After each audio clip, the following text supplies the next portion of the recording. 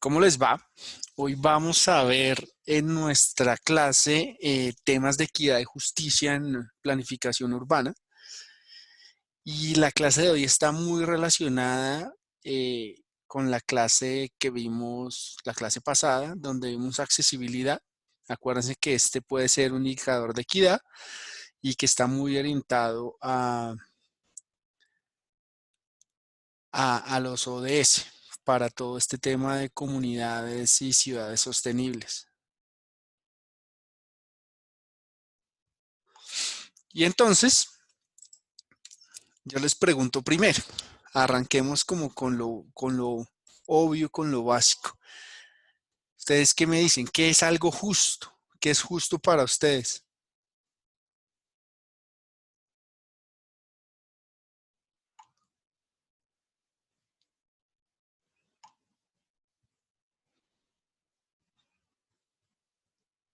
Algo equitativo, Bueno, entonces cambio la pregunta. ¿Qué es algo equitativo?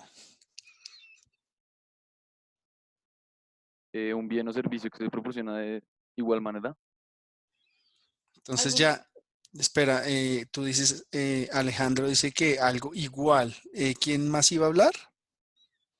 yo, profe, yo Dime. creo que algo que, o sea, ofrecer las mismas oportunidades, pero yo Las, creo que eso también es- eso tiene que ver mucho como con la política económica que uno adopta. Yo creo que uno puede ser justo si ofrece las mismas oportunidades, pero no es solo el hecho de que se ofrezcan las mismas oportunidades, sino que las personas las aprovechen, o sea, se saque provecho de esas oportunidades y las pongan en práctica. ok. Sino como es justo ofrecer la misma educación para todos, pero digamos, no sería justo, bajo mi percepción, repartir las riquezas de la misma manera si alguien está haciendo algo mejor que otra persona o está trabajando más que la otra persona. Ok, gracias Laura. Buen punto. Eso lo vamos a ver justo ahorita. Camila también nos dice que está repartido en partes iguales. Arturo dice que algo en que todos tengamos las mismas pérdidas o ganancias. Y Juan nos dice que todos tengan la posibilidad de adquirirla de la misma forma. Entonces, esto es interesante porque esto es muy relativo, depende de quién hablamos. Por poner el ejemplo más cercano respecto a lo que dice Arturo, que todos tengamos las mismas pérdidas o ganancias. Imagínate, Arturo, que tú pierdas en un negocio 1.000 millones de pesos, a que Bill Gates pierda en un negocio 1.000 millones de pesos. Los dos están perdiendo lo mismo. No te voy a preguntar si eso es justo o no, pero para que todos lo tengan en la cabeza. Entonces ahí, en esta vaina de justo, hay muchas concepciones, muchos diferentes puntos de vista, hay muchas corrientes, como vemos acá en la diapositiva, posiciones liberales, posiciones conservadoras, ya estos nuevos grupos libertarios que tienen diferentes respuestas para decir que es justo. Partiendo desde lo básico y desde el principio de la liberalidad, un proyecto justo debería beneficiar a los más desfavorecidos en algo, en principio, ¿sí me entiendes? Porque no todos partimos del mismo punto. Aunque en general ese proyecto también puede beneficiar a quienes ya están favorecidos en la sociedad. Y esto tiene mucho que ver, por ejemplo, con proyectos de transporte, y espero que se hayan leído el artículo porque a eso hablaba de los BRTs en el mundo, y veíamos que había beneficios para las clases de menores ingresos, pero también beneficios para las clases de mayores ingresos. Entonces eso es lo que queremos contrastar acá en la clase de hoy. También tenemos algo menos conocido, y es que el concepto de justicia se puede utilizar para corregir las desigualdades existentes que por defecto existen en nuestra sociedad. Y por eso se utiliza la redistribución de recursos. ¿Cuál es el ejemplo más cercano, más común que tenemos nosotros en redistribución de recursos? Pues los impuestos. El impuesto de renta, por ejemplo, donde el gobierno le cobra, en teoría, proporcionalmente más a quien más gana para repartirlo, en teoría, de nuevo, para las clases menos favorecidas. Y si ya nos vamos a la sabiduría convencional, que fue más o menos el primer ejercicio que hicimos, pues teníamos que, por default, si le preguntamos casi a cualquier persona, algo justo significa que todos estemos como en la misma línea, todos tengamos lo mismo. Y entonces aquí la pregunta volvemos como a cerrar el círculo y es, ¿justicia es igualdad? Vamos a verlo. Vamos a verlo. Miremos esta gráfica que seguramente la han visto en varios lados, pero es bastante útil para ilustrar estos temas que estamos viendo acá. ¿Cuál es la diferencia entre estas dos gráficas? ¿Qué es justo o igual y qué es equitativo? ¿Qué me dicen ustedes viendo estos dos monachitos? Equitativo es la primera y justo es la segunda. ¿Por qué? Porque en la segunda vemos como todos gozan pues del beneficio con base en sus características y en la primera se tiene unas condiciones iguales para todos a pesar de sus características. A pesar de sus diferencias, ¿cierto? Y entonces aquí empezamos a diferenciar conceptos que en este caso es muy importante en estos temas, porque en el gráfico de la izquierda estamos haciendo a todo el mundo igual, es decir, a todos les damos su cajoncito, ¿cierto? La gran diferencia en estas situaciones es que en la gráfica de la izquierda nosotros estamos asumiendo que todos partimos del mismo punto, lo cual es un concepto erróneo porque en nuestras sociedades, particularmente en nuestras ciudades latinas, hay unas grandes brechas en desigualdad en todos estos temas urbanos. Entonces no podemos darle a todo el mundo o no deberíamos darle a todo el mundo lo mismo porque en casos particulares, ojo, estoy hablando en general, podríamos incluso agrandar esas brechas. En la segunda imagen, las personas tienen diferentes beneficios, en este caso beneficio igual a las cajitas, con el fin de que puedan tener un acceso igualitario al objetivo final, que en este caso es ver el partido. Entonces, en la primera imagen tratamos todo el mundo igual, en la segunda imagen tratamos todo el mundo equitativamente. ¿Estamos de acuerdo? ¿Está clara la diferencia o hay alguna duda o comentario?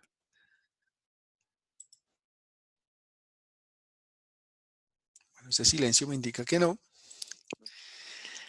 Profe, yo quería comentar algo. Comenta, Manuel, dale. Profe, ¿no es injusto que yo le proporcione como Estado más recursos o más servicios a un sector que a otro, independientemente de, no sé, las características de las personas? Es que esa es una muy buena pregunta porque no lo estás dando independientemente de la situación de las personas o de sus características. Lo estás dando precisamente porque esa situación o esas características de esas personas a quienes les estás dando más no son las mismas situaciones y características de las personas que no lo necesitan.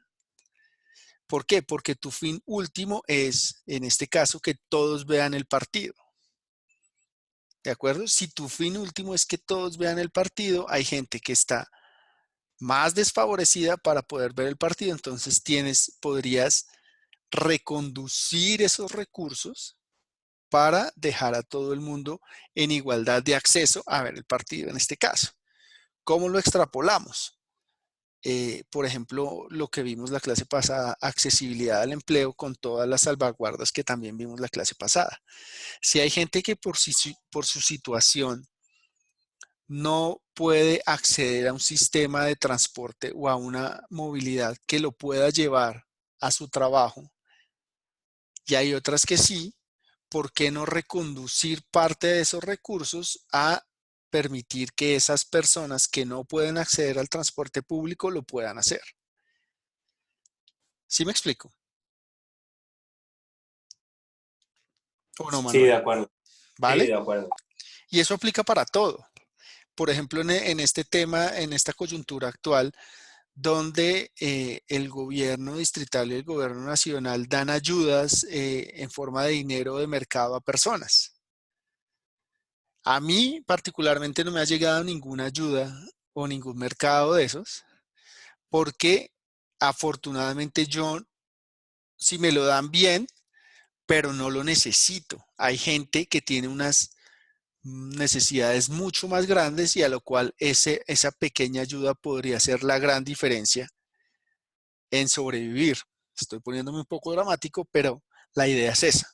¿De acuerdo? Pero siempre nos hemos enfocado en este tema de ayudas, de subsidios, de hacer subsidios iguales, subsidios equitativos, subsidios focalizados a quien más lo necesita, y eso lo vemos un montón de cosas en el país, familias en acción, las madres cabeza de hogar, por hablar de un par de cosas, la devolución del IVA a la gente con menores recursos. Son subsidios focalizados en teoría para la gente que más lo necesita, pero nunca nos planteamos o generalmente nunca vemos el problema desde el otro punto de vista, y es, el problema inicial es que hay gente que no está en la misma capacidad para acceder a ciertas oportunidades. Entonces lo que estamos haciendo es dándole un impulso generalmente económico para que pueda acceder a dichas oportunidades. Pero lo que les decía es que no nos centramos en qué es lo que pasa, en entender qué es lo que está causando esas desigualdades, esas inequidades. Y esta imagen creo que también es bastante clara. En este caso, simple e ilustrativo, la causa de la desigualdad o inequidad es esa barda, esa valla, ese muro. Si nosotros la quitamos, que es fácil decirlo, difícil hacerlo, si quitamos esa barrera, podríamos tener un trato equitativo e igualitario sin tener que dedicar o hacer esos repartos focalizados de subsidios o ayudas en este caso. ¿Sí está claro lo que quiero ilustrar? Punto 1. Nos centramos en focalizar y destinar recursos para que la gente acceda equitativamente a ciertas oportunidades. Punto 2. ¿Por qué no nos centramos o sería más efectivo si centramos esos esfuerzos en eliminar las barreras que están causando esa inequidad? Y para que aterricemos este tema en nuestro contexto, y abro la discusión, pensemos unos 2, 3 ejemplos máximos de cuáles son esas barreras. No les pregunto qué podríamos hacer porque esos instrumentos son relativamente comunes. Los subsidios al transporte público, el régimen subsidiado de salud, los colegios públicos de educación gratuita, la devolución del IVA. Esos instrumentos están orientados precisamente a eso. Pero, ¿cuál es la situación? ¿Cuál es la barrera que hace que yo tenga que destinar un montón de dinero a un régimen subsidiado de salud, por ejemplo? A un montón de dinero a subsidiar a miles, incluso millones de usuarios de transporte público. ¿Qué se les ocurre que podrían ser algunas de esas barreras? Demos un par de ejemplos o ayúdenme con un par de ejemplos.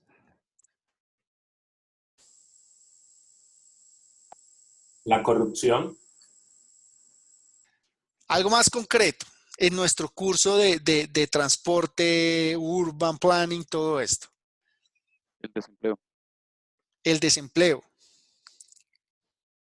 ¿Quién más? Otro ejemplito.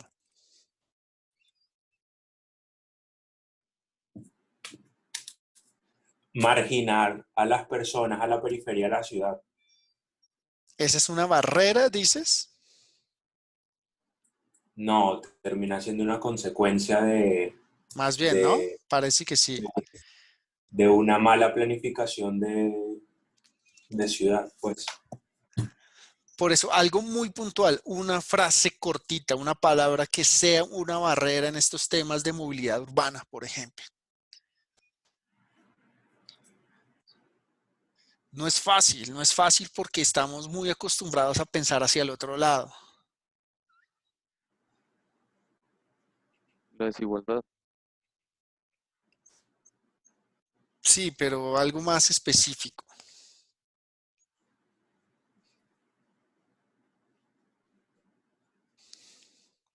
Los núcleos de actividades, de pronto. La concentración de Igual actividades. están siendo muy generales. Yo les voy a poner un ejemplo concreto. Piensen en esto. Una barrera que nos está generando desigualdades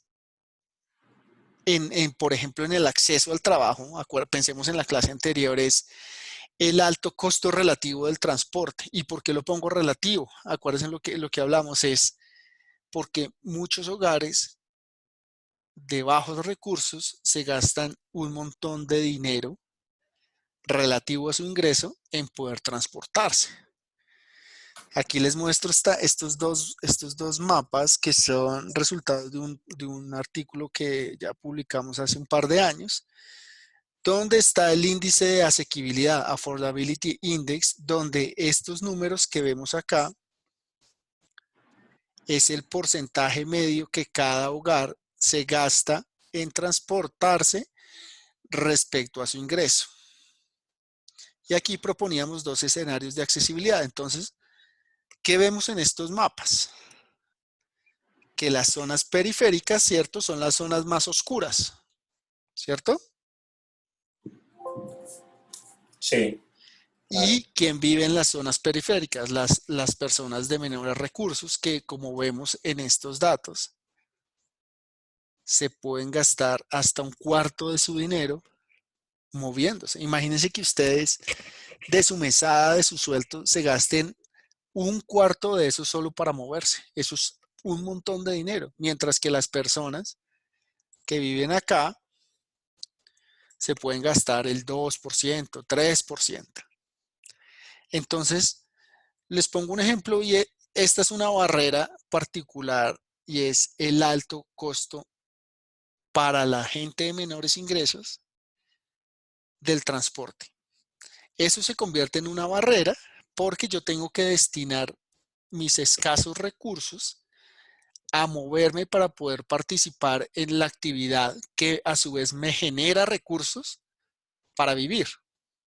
Y entonces yo estoy dejando de gastar en otras cosas, en muchos casos en comida o en salud, por tener plata para transportarme. Entonces eso es como una bola de nieve eh, difícil de controlar. Entonces aquí les dejo un ejemplo. No vamos a ver cómo se solucionaría, es bastante complejo.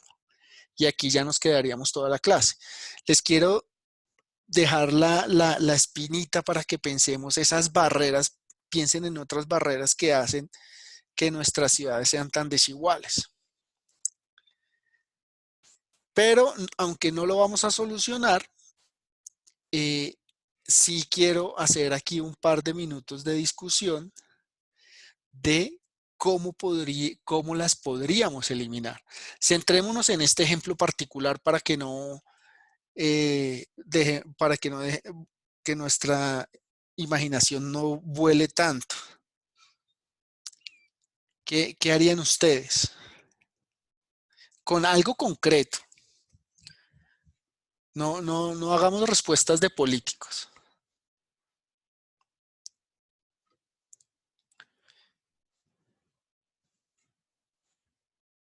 Pues las tarifas especiales a gente de menores recursos es una buena herramienta. Sí, es una buena herramienta. Lo que pasa es que, por ejemplo, desafortunadamente no sabemos cómo está funcionando y no sabemos si es suficiente, por ejemplo, ¿cierto? Y ahí se involucran muchos temas como, por ejemplo, los de corrupción, donde se venden los transbordos, se venden las tarjetas con subsidios. O sea, el problema es bastante complejo. ¿Alguien más?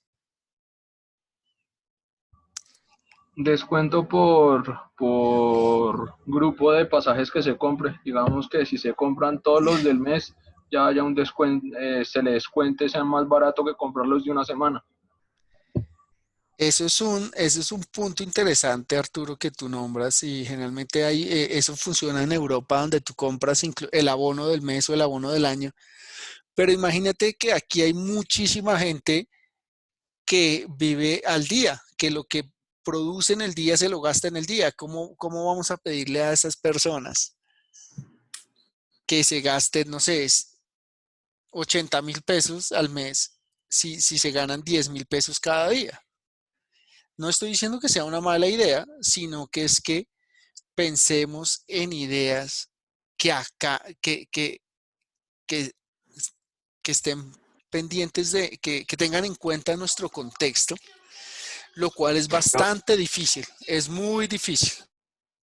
profe, a mí se me ocurriría que podríamos, bueno, digamos, en el contexto de Bogotá se podría subsidiar los portales o las estaciones donde, no sé, la periferia tiene ese problema de que se gastan, por ejemplo, un cuarto o un 20% de sus ingresos.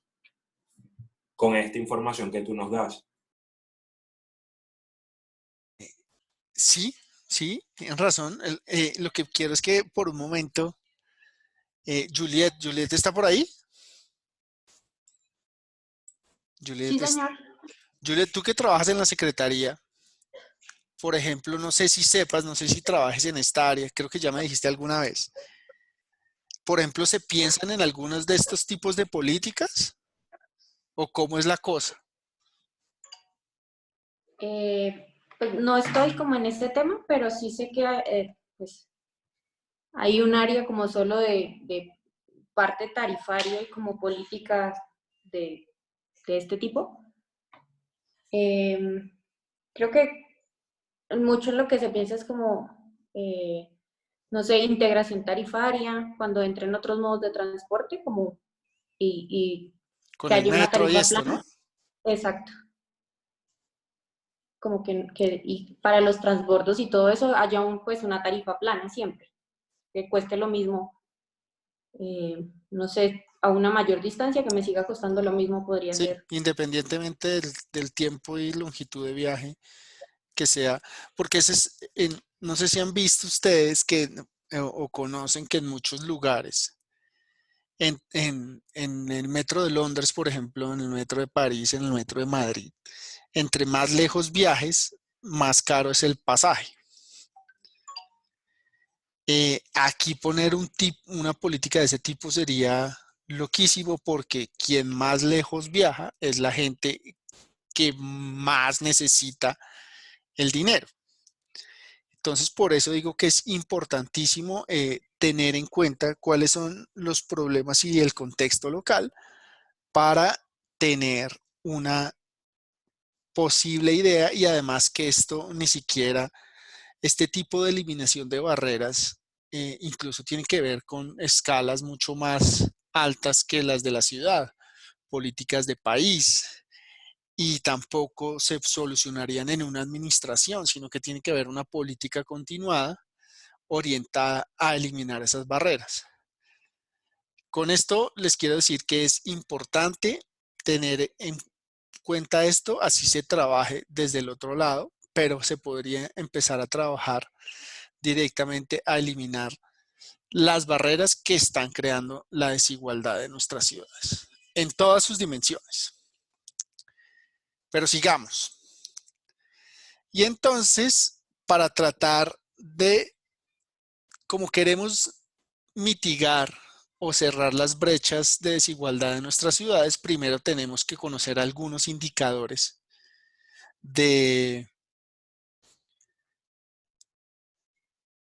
algunos indicadores de equidad. Y entonces,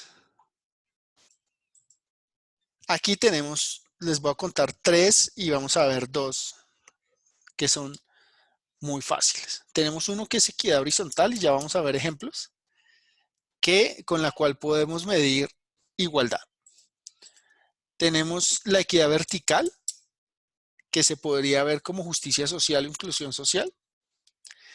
Y hay otra, casi todo esto viene de la economía, y hay otra que es el Palma Ratio, que es de un economista chileno de apellido Palma, que aunque no la vamos a ver es bastante interesante porque este señor, incluso no sé si han oído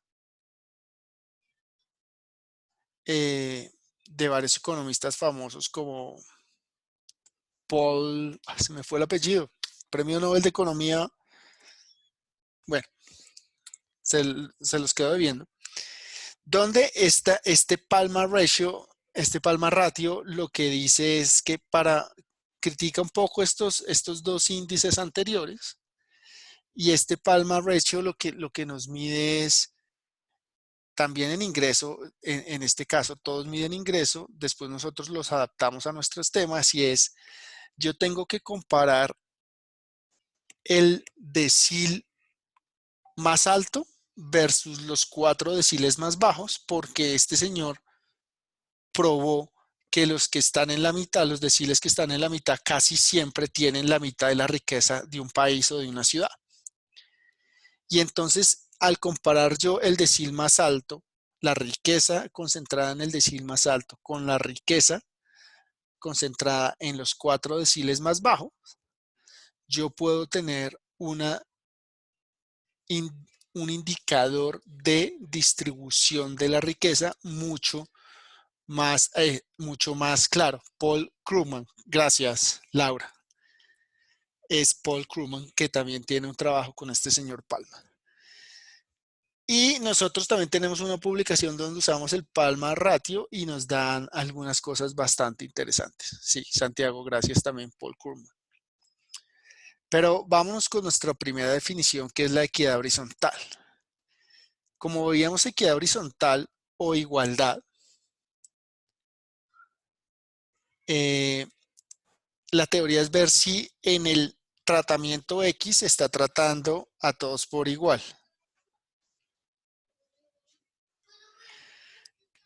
Y la idea es que deberíamos tratar a todos como igual, como ya algunos de ustedes lo mencionaron al principio, a no ser que se justifique un tratamiento particular por razones específicas. En muchos casos, las razones específicas es por las grandes brechas, por ejemplo, en educación. Y en esta equidad horizontal, entonces, como ustedes supondrán, todas esas políticas se aplican a todos por igual. Entonces, imagínense que decretamos una rebaja en el Transmilenio de 500 pesos para todo el mundo. Ahí la política, ojo que aquí ya empiezan los matices.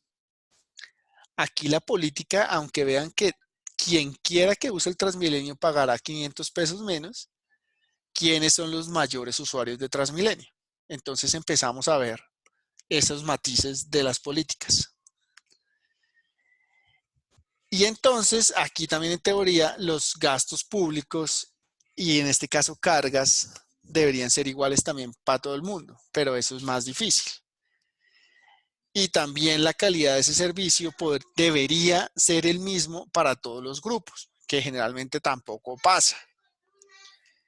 ¿De acuerdo? Y esta es una de las muchas justificaciones para que los sistemas de transporte público en el mundo reciban grandes subsidios por parte de los gobiernos, porque adicionalmente hay unas externalidades positivas que también se tienen en cuenta.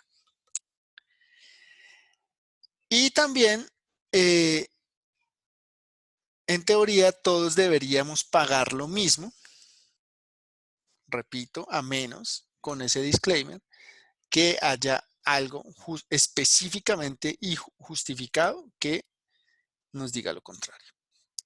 Y entonces aquí les muestro un ejemplo.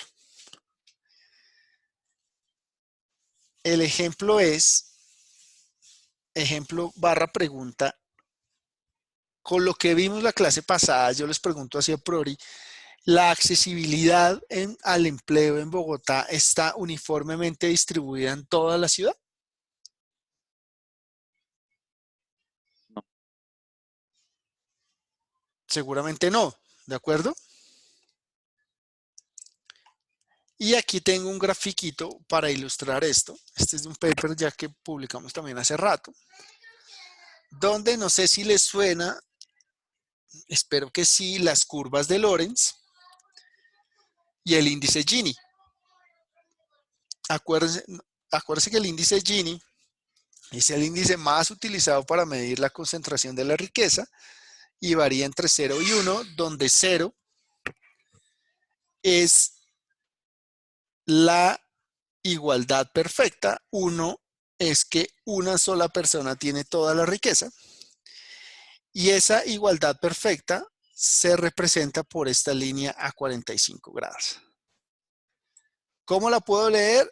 Muy fácil. Vean que aquí el 50% de la población tiene el 50% de la accesibilidad y así sucesivamente.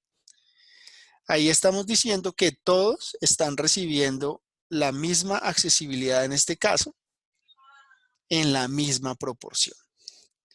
Y aquí hacemos una diferencia particular entre accesibilidad en automóvil y accesibilidad en transporte público. Entonces, entre el índice de Gini más tienda a 1 es más desigual mi situación. Pero esta gráfica, ¿qué nos dice? Entonces, esta gráfica la podemos interpretar como nos centramos, el 50% de la población tiene más o menos, el 50% de la población tiene solamente el acceso al 32% de las oportunidades que ofrece la ciudad. ¿Sí está claro?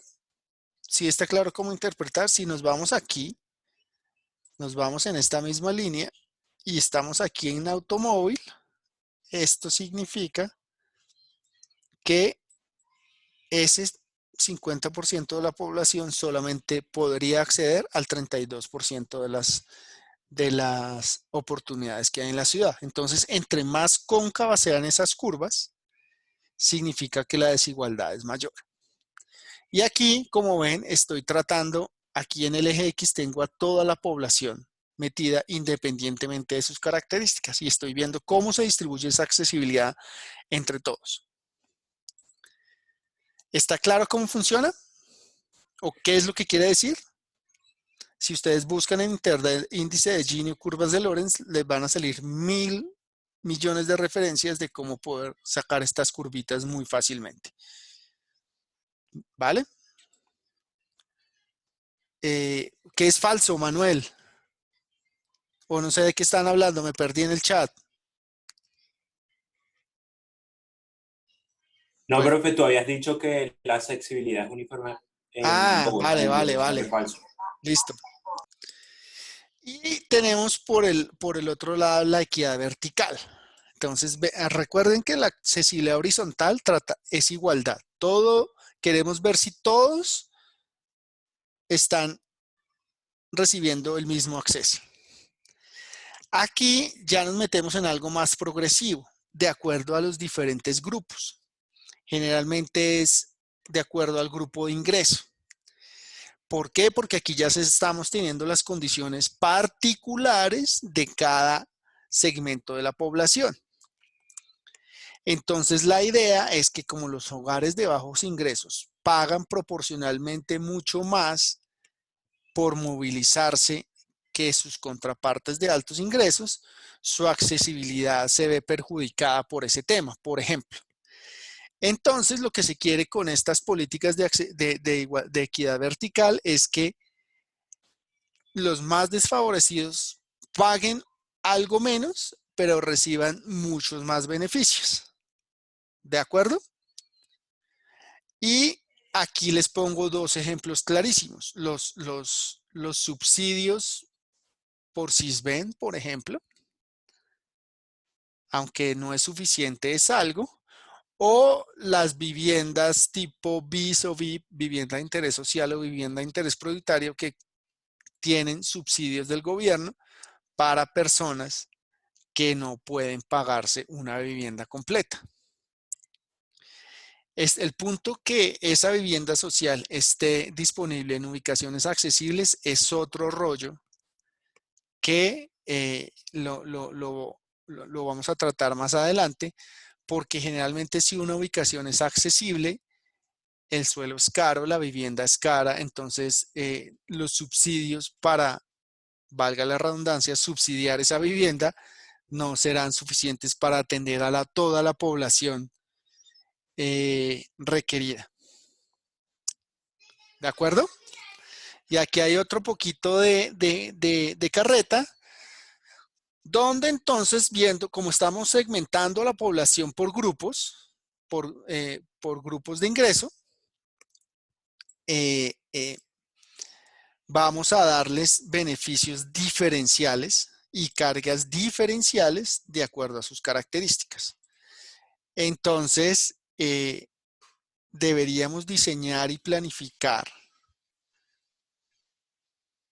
a diferentes escalas de accesibilidad, como vimos la semana pasada. Entonces, veamos la microaccesibilidad, porque también, por ejemplo, las personas con limitaciones físicas podemos meterla en un análisis de este tipo de equidad vertical, para aquellas que tienen esas limitaciones, con un buen diseño, puedan superar esas limitaciones.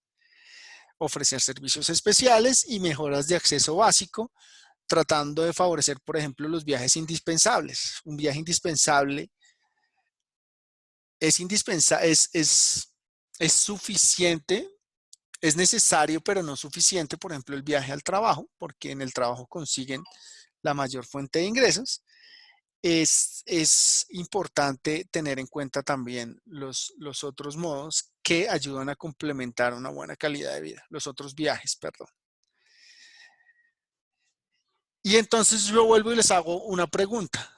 La pregunta anterior era, ¿la accesibilidad está uniformemente distribuida en toda la población? Ahora ajusto la pregunta y la cambio a si está la accesibilidad uniformemente distribuida por cada grupo, en este caso, de ingresos de población. Es decir, que la gente de ingresos bajos, la gente de ingresos medios y la gente de ingresos altos gozan de la misma accesibilidad. ¿Qué me responderían ustedes? ¿Alguien? La respuesta es más o menos obvia, ¿no?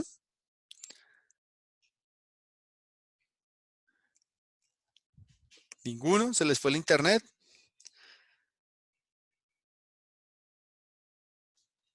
Aquí dice Diego que cada grupo de ingresos tiene diferentes grados de accesibilidad. Sí, es cierto. Y esta es una forma en cómo la podemos medir.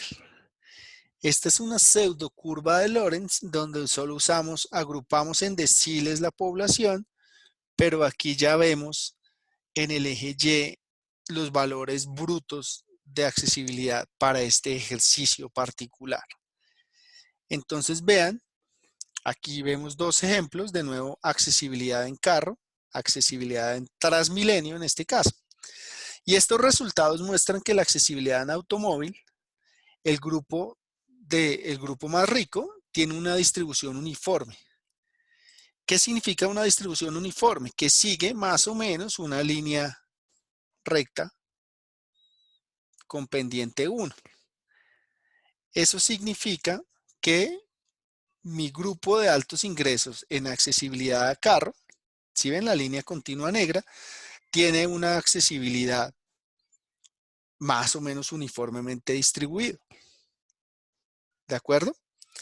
Pero esta distribución contrasta con las curvas de los otros grupos de ingresos, donde, como podemos ver, aproximadamente el 70% de la población que vive de ingresos medios o de ingresos bajos experimenta niveles de accesibilidad más altos que el promedio. O sea que hay mucha gente que está por encima, hay gente muy perjudicada, pero acuérdense que esto es accesibilidad en automóvil. Si cruzáramos estas accesibilidades con la disponibilidad de automóvil, donde en estos dos grupos de ingresos hay entre 2, 5 y 6 veces menos carro por hogar que aquí en la línea roja, pues tendríamos incluso unas mayores brechas de accesibilidad. En resumen, lo que les quiero mostrar con esta gráfica es que para estos tres grupos en que dividimos a Bogotá, también hay unas distribuciones diferentes que hacen que haya incluso dentro de mi mismo grupo de clase media, hay diferencias altas. O sea que hay clases medias que tienen una muy buena accesibilidad y hay clases medias que tienen una muy mala accesibilidad. Eso es lo que se quiere ilustrar con este tipo de accesibilidad de equidad vertical. Ver las diferencias entre grupos y así yo puedo tomar decisiones mucho más fáciles y eficientes para tratar de poner cajoncitos en este caso para que la gente que lo necesite pueda ver el partido. ¿Vale? Tengo que borrar esto. Y entonces, ¿por qué esto es necesario? Porque en muchos casos nuestra equidad horizontal es difícil de aplicar en nuestro medio por este tipo de cosas. No todos partimos de la misma base, no todos partimos de cada uno con un cajoncito. Vean la gran diferencia en niveles de ingreso que hay en Bogotá, por ejemplo. La inmensa mayoría, el 94% de los hogares que hay en Bogotá, de casi los 2.6 o 2.7, no me acuerdo ahora, el nuevo censo de hogares que hay en Bogotá, tienen unos ingresos inferiores por hogar a como a 1,500,000 de pesos. Esto es un poco viejo, pero para que lo tengan presente, la inmensa mayoría de la ciudadanía, no solo en Bogotá, sino en Colombia,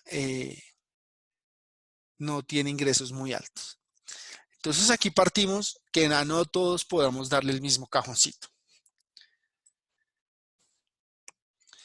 Y aquí tenemos la tan conocida estratificación socioeconómica que existe en Colombia, que hasta donde yo sé es el único país que existe en Colombia, es en el único lugar donde existen los estratos, que originalmente tenían una idea valiosa y era hacer subsidios cruzados, que la gente que vive en estratos 5 y 6 pagara un poquito más para, con esos subsidios cruzados, terminar de pagar los servicios públicos domiciliarios de la gente que vive en estratos 1, 2 y 3.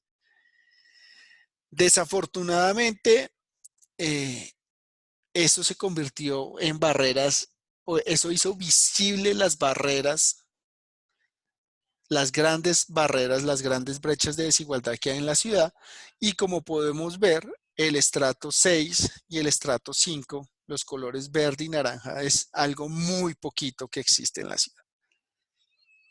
Es algo muy poquito, donde la gran mayoría, como pueden ver, es estrato 2, 3 y un poco 4. Ahí es donde la gran mayoría de los ciudadanos vive. Y el estrato se clasifica o se define en teoría por el entorno urbano y por las características de la vivienda. Pero no tanto en Bogotá, pero en muchas ciudades sí hay una grandísima diferencia entre ingreso y estrato. Hay gente con mucho dinero que vive en estrato 2 y 3 y hay gente con no tanto dinero, incluso que pasa necesidades, que vive en estrato 6. Pero en Bogotá ya tenemos incluso un artículo publicado donde se puede utilizar el proxy del estrato como ingreso, y si le agregamos algunas variables del hogar lo podemos perfeccionar o ajustar un poco mejor. Y aquí tenemos algunas características de movilidad por estrato. Entonces vean de nuevo las grandes diferencias que hay. Aquí no he tenido tiempo de hacer la encuesta 2019, pero vean la población que hay por estrato. Vean que estrato 6 es 1.6 o 1.8 de todos los habitantes que hay en la ciudad. El tamaño del hogar a medida que aumenta estrato tiende a disminuir. Con los automóviles pasa lo contrario, tienden a aumentar. Y los viajes también tienden a aumentar, los tiempos de viaje son más pequeños. Y si tuviera acá los gastos por hogar también proporcionalmente al ingreso, también es más pequeño. Entonces, estos datos nos ilustran bastante bien y espero que ustedes me acompañen en esta apreciación, las grandes diferencias en movilidad que hay por estrato en nuestra ciudad. Y seguimos viendo las desigualdades. Entonces vean esto, ya es con tiempo medio. De nuevo, el tiempo de viaje en promedio al trabajo solamente en transporte público. Vean lo que nos ilustra esto. Es casi que una foto de la densidad. Es decir, casi que yo estoy condenado. Si yo vivo en zonas muy densas, me voy a tardar muchísimo tiempo. Y estos son tiempos promedios, aunque son promedios, los promedios son a veces malucos. Imagínense que yo me gaste en promedio 100 minutos por trayecto. Esos son 200 minutos al día y solo por ir a trabajar. Entonces eso tiene un impacto muy grande en mi calidad de vida. Y si le meto la plata de lo que me estoy gastando, imagínense cómo queda la vaina. Y entonces empezamos a ver la desigualdad que de alguna forma lo resaltamos en los estratos. Acá lo vemos en el mapa, que coincide con el mapa de los estratos. Entonces hay muchas zonas que sufren de tiempos de viaje muy altos. Y esto no es solo por el trancón, también, por ejemplo, por la falta de oferta, la falta de frecuencias, los tiempos de espera, etcétera. Tenemos el costo del transporte público. Este es un ejercicio que hice, me parece ilustrativo. Hay muchas más cosas detrás. Pero lo interesante con esto es que, por ejemplo, en esta época y más o menos como hasta el 2010, ustedes saben que Transmilenio tiene tarifa técnica y tarifa usuario. Tarifa usuario es la que pagamos, es esta tarifa. Y la tarifa técnica es la tarifa que debería existir para cubrir los costos de operación del sistema. En los primeros 10 o 12 años de operación del sistema, no me acuerdo muy bien ahora mismo, la tarifa técnica siempre estuvo por debajo de la tarifa usuario. ¿Eso qué significa? Que estábamos pagando un poquito más de lo que costaba mantener el sistema y teníamos un colchón de ahorro. A partir del año 2014 o 2013, no me acuerdo, se invirtieron esas dos curvas e incluso pagando hoy 2.500 pesos solamente en Transmilenio, Transmilenio tiene un déficit que no es tan grande como el del SIT personal, pero es un déficit. Los 2.500 pesos de ahora no alcanzan a cubrir los costos de operación de solo Transmilenio. Pero con esos problemas importantes financieros, lo que les quiero resaltar es que es difícil seguir sosteniendo un aumento de tarifas porque la gente se está reventando. Ya esta proporción de 2.500 pesos es un montón de dinero para, como ya vimos, para la gente de menores recursos, que es quien más necesita el servicio. Y aquí vemos esto. El salario mínimo ha crecido en términos reales esto, mientras que la tarifa hasta el 2019 creció mucho más. Entonces, ¿qué estoy haciendo acá? Este es un ejercicio muy fácil de hacer en precios constantes, ojo, que nos está diciendo que el transporte, en este caso el Transmilenio, está siendo cada vez más caro que lo que yo me gano. ¿De acuerdo? Entonces, yo sé que hay un déficit muy grave, muy importante, muy grande en el sistema de transporte público de Bogotá, pero ya está mundialmente acordado y descartado que nuestros sistemas de transporte se tengan que pagar con tarifas. Es complicado, es difícil de vender, yo lo comparo como por ejemplo que el sistema de salud se sostenga solo por los enfermos o nuestro sistema educativo que lo paguen los niños.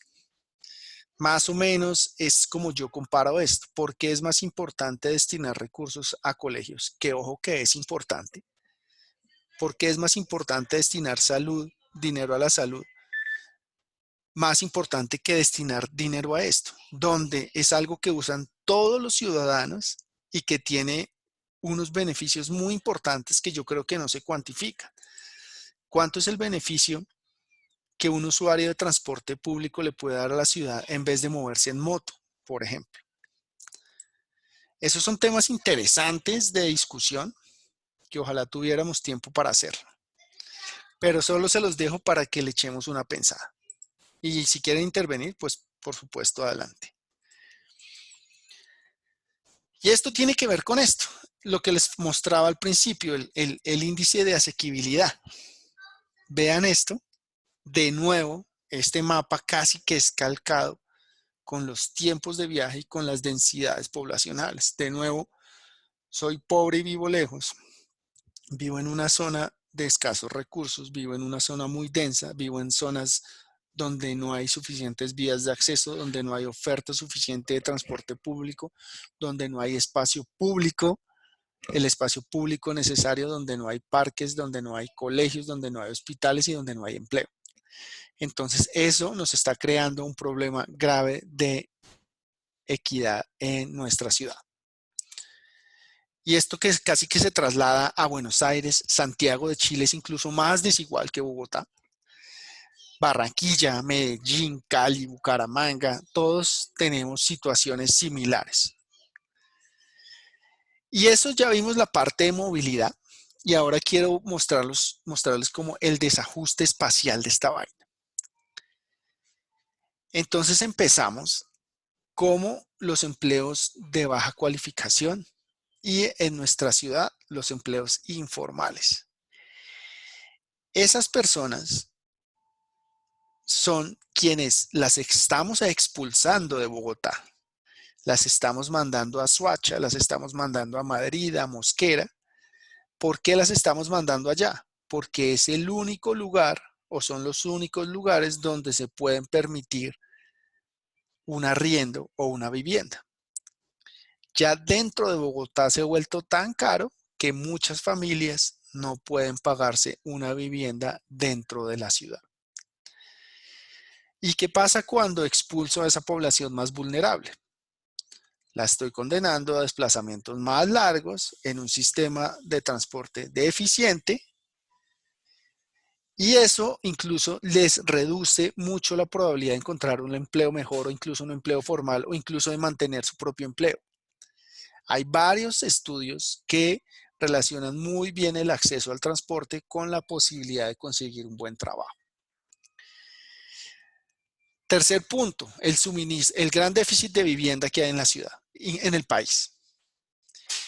Eso se debe, como todo en nuestro país, obviamente a falta de presupuesto, pero también a suelo en buenas localizaciones. Entonces, acuérdense del programa de mi presidente Santos de las casas gratis. Seguramente ustedes se acuerdan.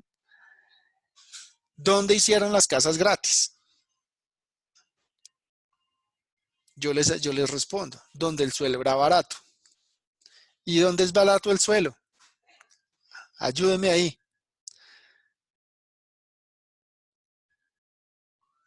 Donde no hay nada. De transporte. Donde no hay nada, en la porra, ¿cierto? Donde hay potreros, en las afueras. Y entonces aquí podemos hacer el link entre este punto y el primer punto. Y eso nos lleva como a ese círculo vicioso de localización, altos tiempos, pobreza. Y esto lo podemos ver aquí. Vamos a ver si lo puedo explicar bien. Estas son dos curvas de acumulación de población. ¿Cómo la podemos leer? Por ejemplo, a ver, ustedes me dicen si me entienden o no. Respecto al centro de Bogotá, digamos, hagan el pretending que aquí el 100% acumulado, ojo, de las personas viven de aquí, bueno, el 100%, el 98% viven de aquí para allá. ¿Sí? Y vean las dos curvitas, la grisecita y la negra oscura. Si ven que la gris está un poco más hacia acá y la negra un poco más hacia allá, eso significa, ese vacío que hay entre estas dos líneas, significa que la gente se ha ido un poco o se ha concentrado un poco más hacia afuera de este centro, por este pedacito. Y esta línea punteada es la resta de estas dos curvas, que tiene su valor máximo acá. ¿Qué significa esto? Que ha habido una concentración de población más o menos en este radio. ¿Sí está claro? Díganme la verdad. Entonces vean esto, tómenle una foto mental a esta imagen. Este radio más o menos entre 12 y 14 kilómetros del centro. Si yo me devuelvo a donde hay un mapa, yo puedo decir que voy a trazar un radio de, si este es mi centro, voy a ponerle otro color. Si este es mi centro, yo trazo un radio entre más o menos 12 kilómetros, ahí me fui al sur un poquito, y 14 kilómetros. Ese punto alto de esa curva punteada ya me está diciendo que en todo este radio es donde se ha concentrado más la población. ¿Sí está claro?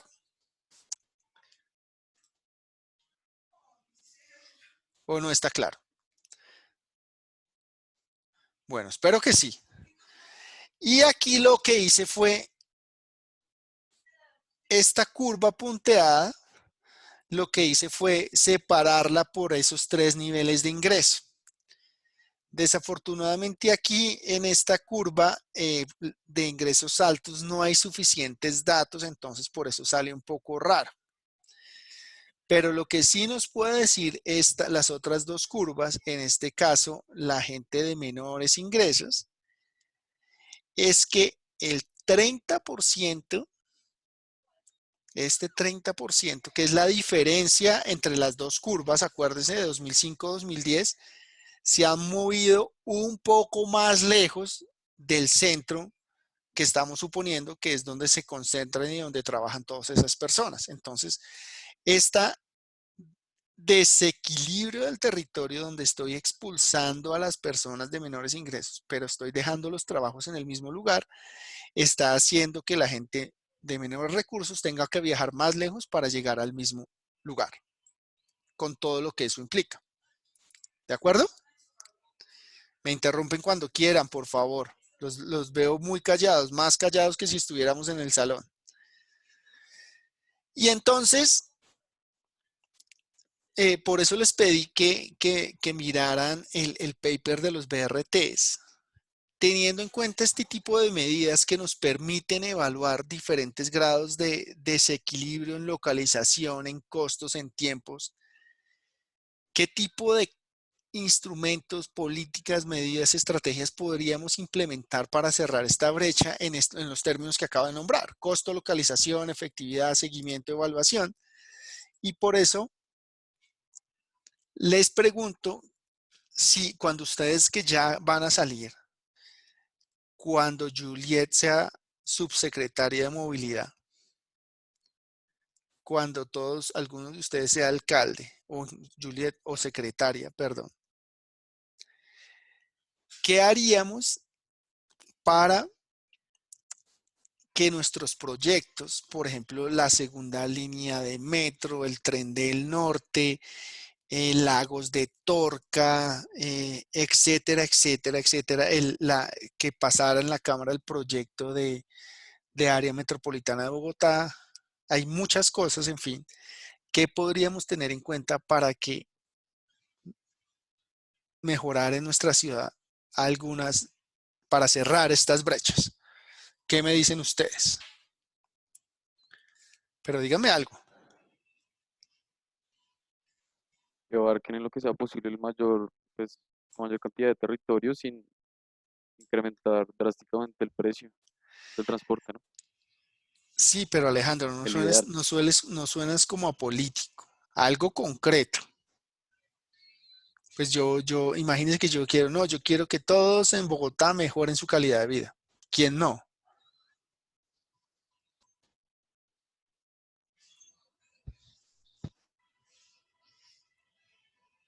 ¿Alguien más?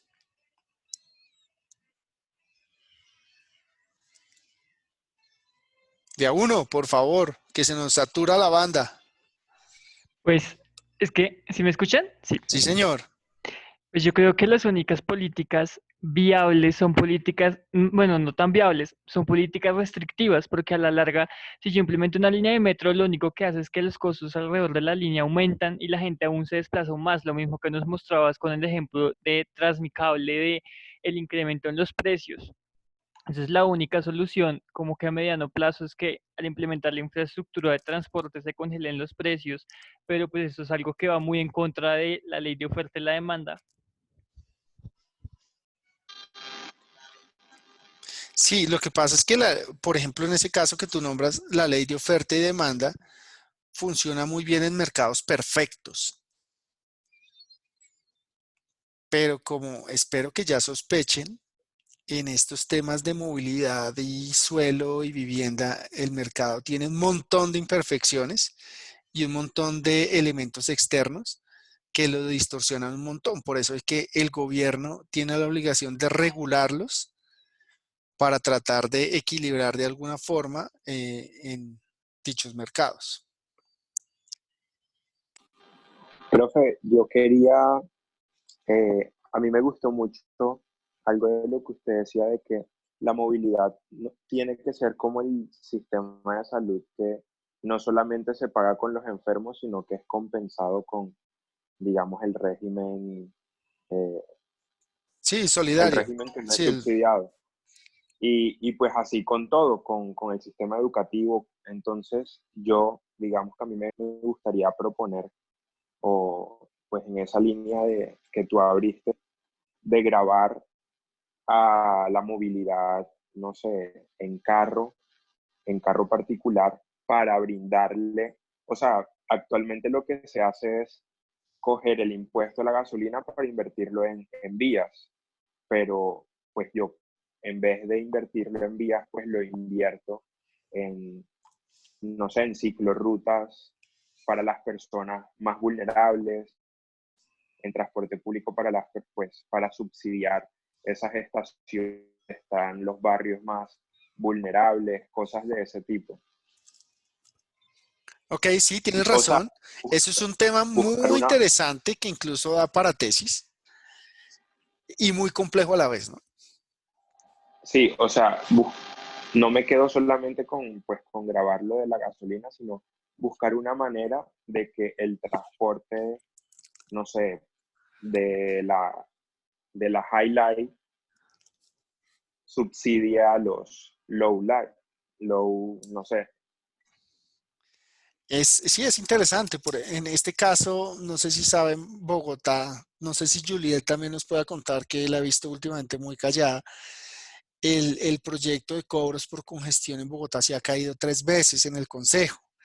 El cobro de ¿cómo se llamaba? A ver si tú me ayudas, Juliet, el de la sobretasa a los parqueaderos también se cayó. Lo de parqueo en vía no ha arrancado. No, y hay un montón de cosas que me parece que están bien orientados, pero que no pasan por cuestiones políticas. Lo del pico y placa pasó, que digamos que va más o menos en esa idea, pero yo creo que con esta coyuntura no sé qué pasó, no sé cómo estará. Dime, Laura.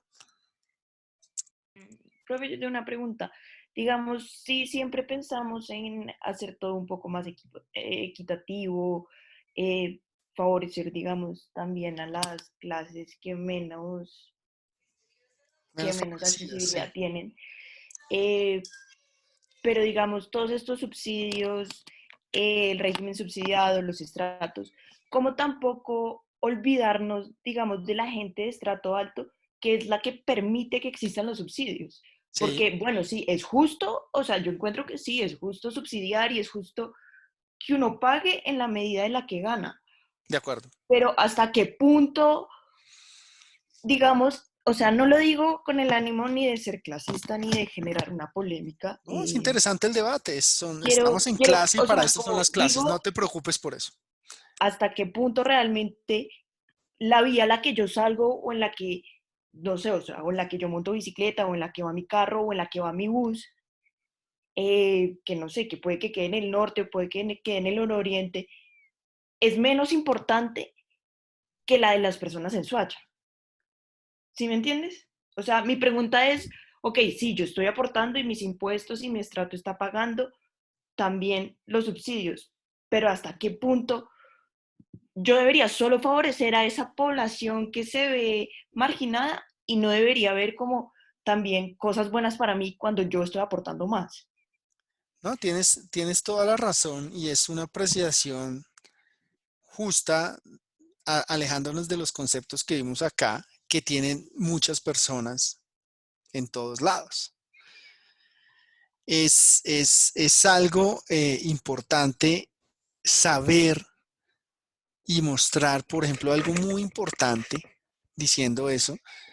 No es tratar de a los que pueden pagar sacar más y sacar más, porque digamos que en algún momento voy a acabar con esa fuente, ¿de acuerdo? Porque a nadie le gusta pagar y menos nos gusta pagar de más.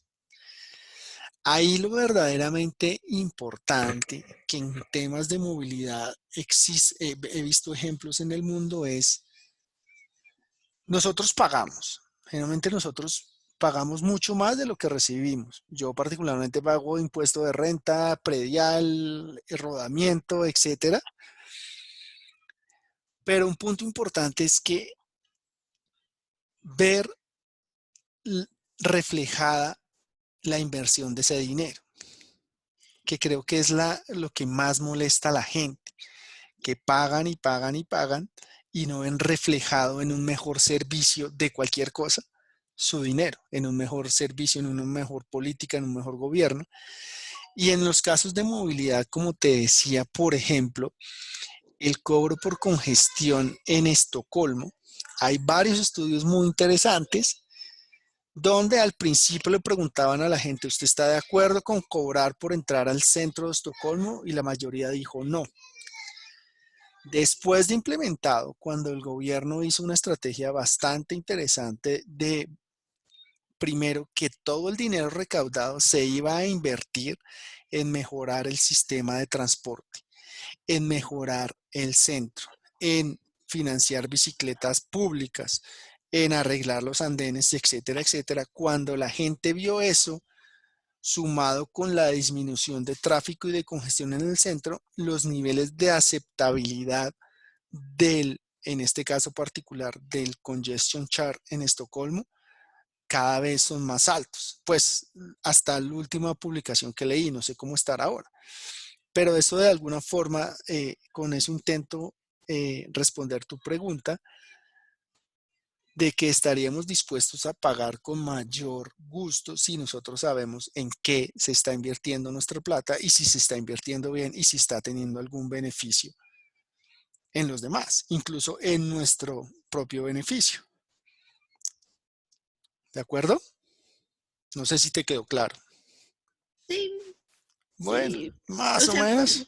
pregunta abierta, pero sí. Gracias, profe. Eh, Vale. yo Y tengo una ya, pregunta. de, da- eh, dale, Jeremy. Sí, digamos que con esto estamos solucionando el tema de costo efectivo, sí, como dinero, pero ¿cómo se soluciona el costo indirecto? O sea, el costo, por ejemplo, el costo del tiempo.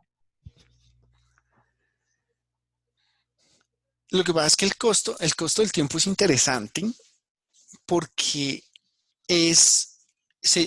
el nombre técnico verdadero es la disponibilidad a pagar por un tiempo de viaje, ¿sí? Esos son costos sociales y justo tu pregunta viene muy bien al caso con el paper de los BRTs, que está justo tu pregunta acá y me parece una muy buena idea para que empecemos la discusión porque esos costos y ahorros de tiempo, no sé si ustedes ven la literatura tradicional, la inmensa mayoría de los beneficios que trae un proyecto de transporte son ahorros de tiempo y esos ahorros se monetizan y son como el 80% de los beneficios que trae un proyecto de transporte. Eso es como se ha visto tradicionalmente. Ustedes que leyeron, Jeremy, tú leíste este paper y justo en este paper se hace un costo-beneficio donde ponen costos de viaje como un beneficio. ¿Qué opinas al respecto? Y aquí está el costo-beneficio por grupo de ingreso. Sí, sí, pues yo leí una parte de eso y Está bien. también leí la parte en la que en el paper mencionan, por ejemplo, la disminución del tiempo, por ejemplo, por ingreso, que ahí Sí. son como creo que 18 minutos para ingresos bajos y 10 para ingreso medio. La Ujú. pregunta es, por ejemplo, el paper si no es claro, es cuándo hacen la medición, porque si yo hago la medición en corto plazo, seguramente eso pase, pero puede que en un largo plazo, como obviamente el de ingreso medio, por la mejora de infraestructura, se va a ver aún más agregado, ese ahorro en tiempo vuelve y aumente. De acuerdo, y tienes toda la razón. En este caso particular, lo que se hace es, por ejemplo, 18 minutos de ahorro de tiempo. ¿Cuántas son las personas que viven en ese segmento de población? 10.000 personas. Entonces son 18.000 minutos a 100 pesos.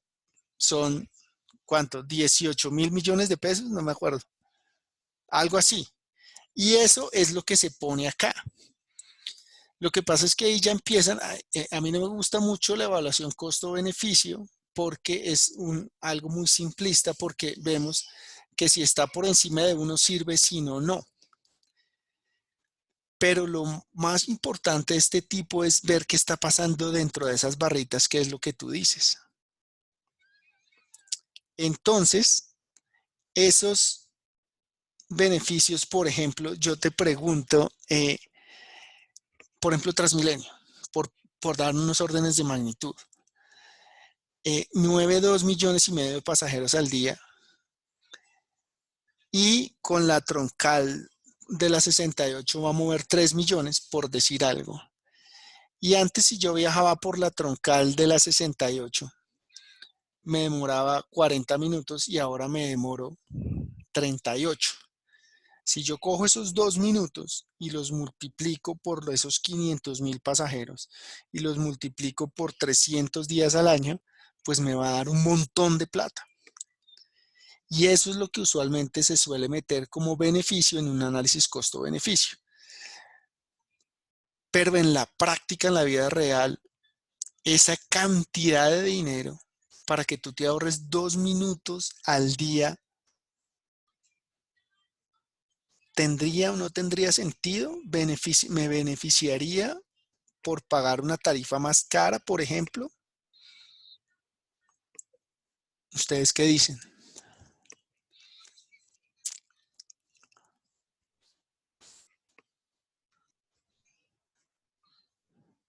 Es difícil, ¿cierto? Entonces, y todos estos elementos que tenemos acá, seguridad vial, cambios en accesibilidad, cambios en la vivienda, impactos en el empleo, impactos en la salud, esto es lo que se hizo en este artículo. Y por eso se los puse para que discutiéramos justo la pregunta que hizo Jeremy. Y seguramente, Jeremy, ya di muchas vueltas, pero para contestar tu pregunta, en este artículo en particular, no se toman los valores de tiempo antes y después, porque seguramente la percepción va a cambiar y si la percepción cambia, esos valores también van a cambiar. Entonces se debería ajustar por ese valor. Pero es complicado. Es complicado que nuestros proyectos se definan por esos ahorros de tiempo y por la percepción subjetiva del valor. Espero haberte respondido. Última pregunta, o si no nos despedimos que ya son las y 20.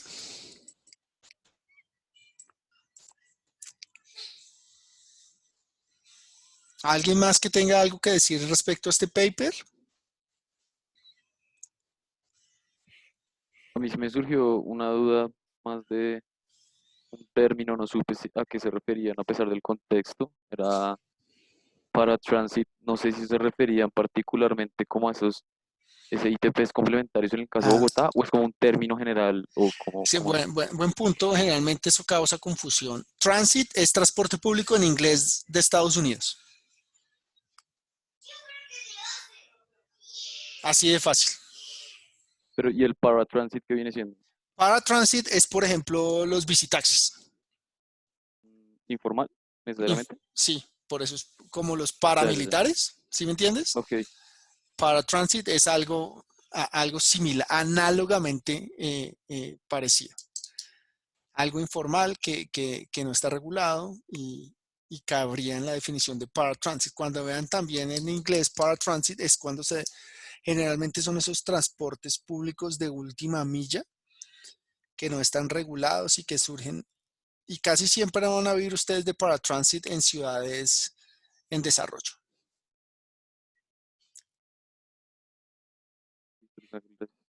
¿Vale? ¿Más cosas, muchachos, o cerramos acá?